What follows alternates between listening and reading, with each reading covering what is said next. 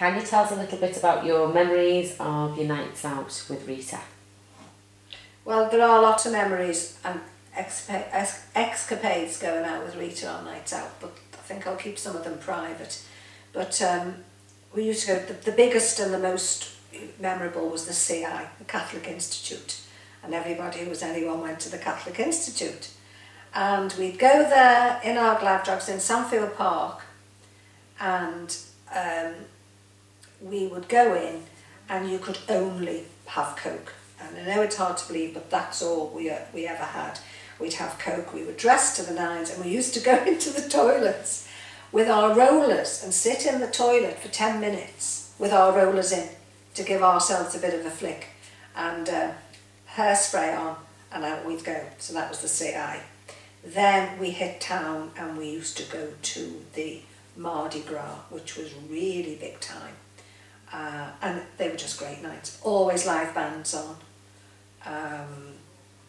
All the 60s bands.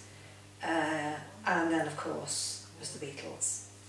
So, and we actually saw them. But there, of course, was always a story to tell as to how we got to see the Beatles. Did you ever go to the Cavern when you were younger? Yeah. Rita coerced me into sagging school, and we went down to town. No, I remember what it is. It wasn't that. She used to get luncheon vouchers from work.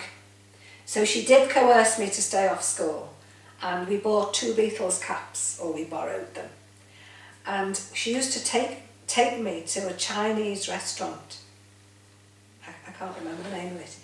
And we'd have our lunch in the Chinese and feel very sophisticated. And then we would go to the Cavern. But it was a lunchtime session, and we'd queue up, go into the Cavern. Neither of us were allowed to wear makeup, but we would slap it on with a view to taking it off when we came out.